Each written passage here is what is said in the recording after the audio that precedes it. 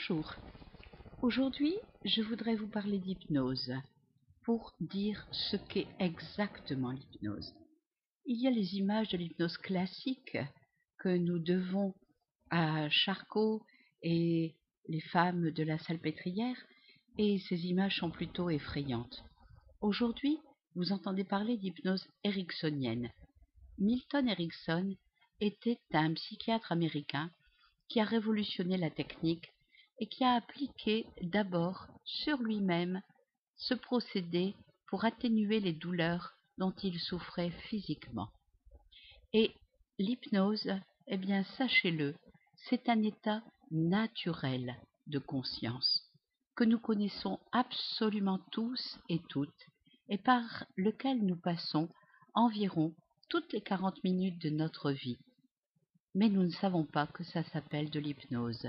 C'est un état que les thérapeutes qualifient de transe, que les sophrologues appellent l'état sophronique, que nous pourrions également qualifier d'état alpha, parce que si on enregistre les vibrations de notre cerveau, eh bien dans cet état de détente, de relaxation, eh bien nous ralentissons ce rythme cérébral pour pouvoir faire plusieurs choses en même temps, et notamment être très conscient, très éveillé, et par exemple conduire notre voiture, nous arrêter au feu rouge, redémarrer au feu vert, et en même temps avoir l'esprit qui se promène ailleurs, car c'est une promenade de l'esprit, c'est une action complètement imaginaire.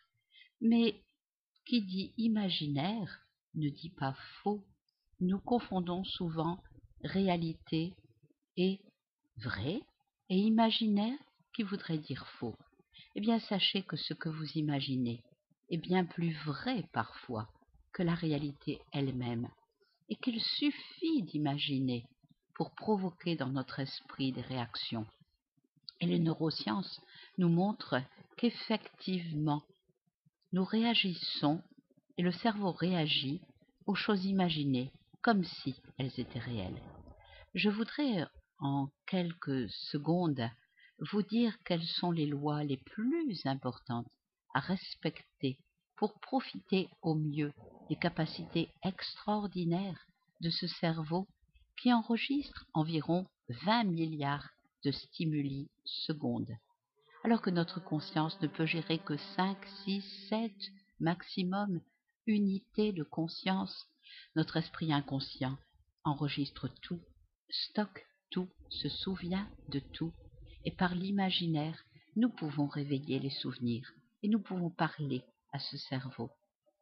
Et la première règle est de savoir que l'inconscient est littéral, que chaque mot pour lui est important, et que si je dis que les avocats m'écœurent, il ne fera pas de distinction entre ceux en robe noire et les fruits que par ailleurs je peux beaucoup aimer.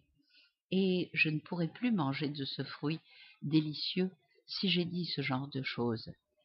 Également, si j'ai pensé, après une épreuve, que je dois être forte, il faut que je tienne et que je sois forte, eh bien, je peux constater que je prends 20 à 30 kilos alors que je n'ai pas changé mon alimentation. La deuxième règle extrêmement importante, eh bien, vous pouvez la vérifier si je vous dis surtout, ne pensez pas à la couleur jaune. Immédiatement, vous avez pensé jaune, car le ne pas ne touche que la conscience, mais l'inconscient, lui, n'y est pas très sensible. Alors je vous invite à dire « rassure-toi » plutôt que « n'aie pas peur » ou « ne t'inquiète pas ».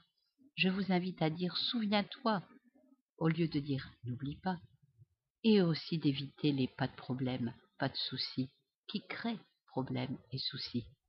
Sachez également que l'inconscient est présent, toujours présent, il ne connaît que ce temps.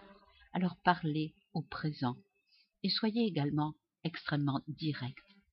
Et tout ce que vous souhaitez obtenir, faites comme si vous l'aviez déjà. Imaginez que vous l'avez déjà et vous saurez utiliser l'auto-hypnose, car toute hypnose est toujours une auto-hypnose. Aucun hypnotiseur, le plus brillant de la Terre, le plus persuasif, ne pourra vous faire quoi que ce soit si vous-même ne décidez pas de le faire. Bien sûr, l'hypnose est un procédé de suggestion, mais il faut que vous acceptiez les suggestions de l'hypnothérapeute pour que ça puisse fonctionner. Et vous pouvez vous faire à vous-même des suggestions pour améliorer votre vie. Meilleure vie à vous grâce à l'hypnose.